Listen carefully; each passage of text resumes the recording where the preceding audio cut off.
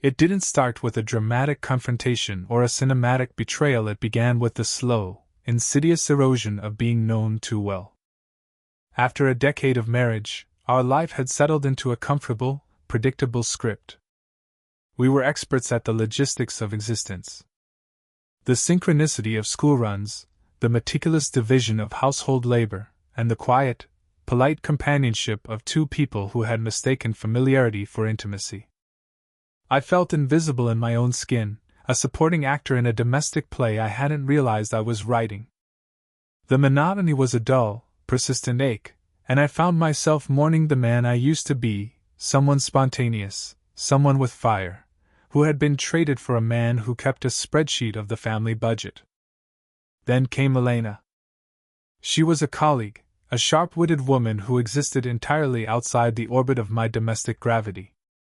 In the sterile, fluorescent-lit break room or during the late-night hum of a project deadline, she saw me not as dad or husband, but as a man of potential, a man of mystery.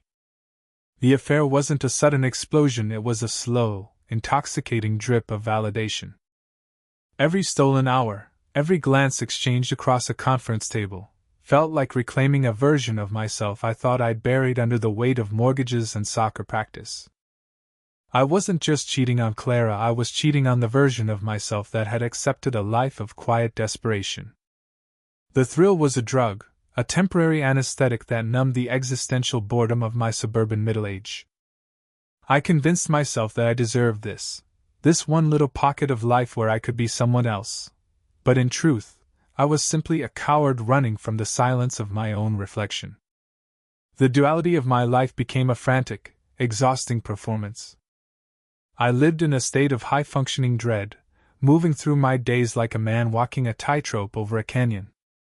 My mornings were spent in a blur of domestic normalcy. Packing lunches, signing permission slips, listening to the babble of my children about their day.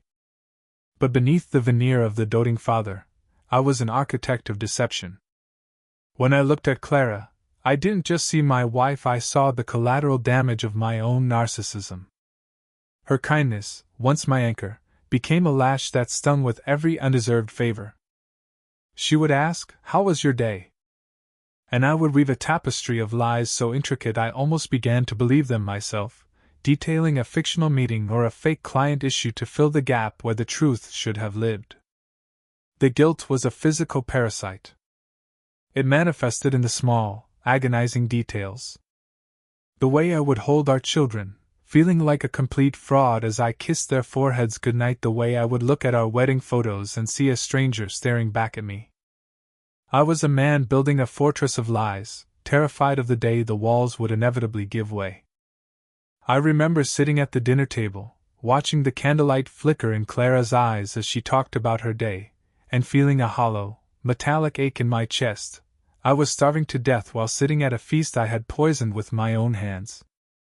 I would touch her hand and feel the static of my own betrayal, a constant, low-frequency hum of anxiety that never truly left me, even in the moments of my most illicit joy. The collapse didn't happen in a fit of rage, but in a moment of terrifying, crystalline clarity. It was a Tuesday, mundane and gray, the kind of day that usually vanishes into the ether. I had left my phone unlocked on the kitchen counter, a moment of carelessness born from the arrogance of thinking I was untouchable, that I was too smart to be caught. Clara didn't scream. She didn't throw things or demand an explanation. She simply went quiet, a silence so profound it felt like the air had been vacuumed out of the room.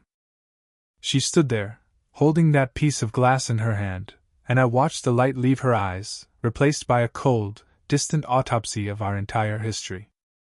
The shame was not just a feeling, it was a physical weight that pinned me to the floor of our living room. I remember the sound of our oldest child calling out from the hallway, asking a question about a homework assignment, completely unaware that the world as they knew it had just evaporated.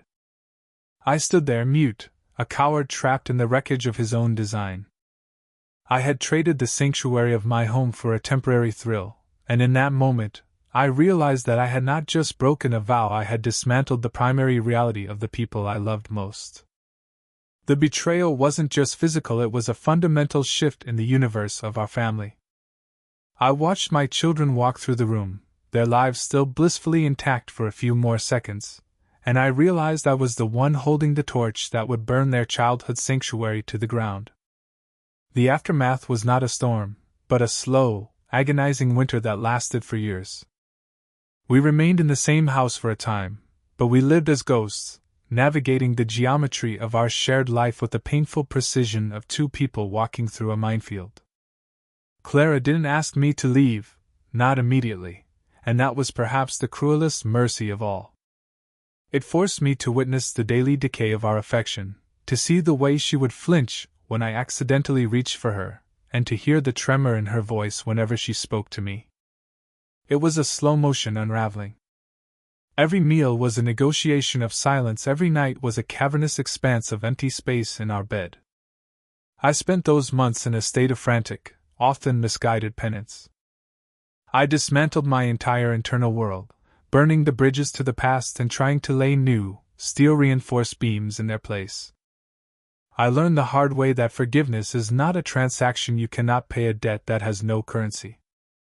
I became a student of my own failures, watching how my lack of integrity rippled through our children.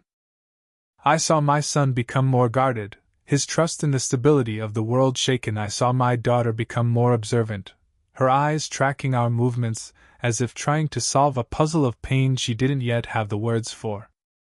I was an observer of my own slow-motion car crash, powerless to turn back the clock, forced to live in the wreckage I had created. I realized then that the biggest lie I told wasn't to Clara, it was to myself, the lie that I could control the consequences of my selfishness. Years have passed, and the landscape of our lives has been irreversibly altered. We are not the people we were before the fracture, and we never will be again. There is no neat resolution, no triumphant return to the way things were. Instead, there is a hard-won, fragile peace, a new foundation built on different, more somber terms. We have moved past the raw, jagged edges of the betrayal, replacing them with a quiet, deliberate transparency. We are no longer the naive couple we once were. We are survivors of our own tragedy, bound together by the shared scars of what we endured. I am still here, and I am still the man who did that thing, a truth I carry like a heavy stone in my pocket every single day. I have learned that the greatest consequence of betrayal is not the loss of trust from another, but the permanent, agonizing loss of the person you believed yourself to be. I am a builder who has learned the cost of bad mortar, spending every day since in a quiet, tireless effort to ensure the roof over our children's heads, and the one over our own, never collapses again. We are scarred, yes, but we are standing. I spend my evenings now helping our children with their own lives, listening, really listening, ensuring that my presence is earned, not assumed. And in the quiet moments when the house is finally still, when the lights are low and the kids are tucked into their beds, I realize that while I destroyed the original structure of my life, I am now tasked with the lifelong, sacred duty of keeping this new, harder, more honest version of us from falling apart. Redemption is not a destination, but a state of perpetual maintenance, a promise kept, one day at a time.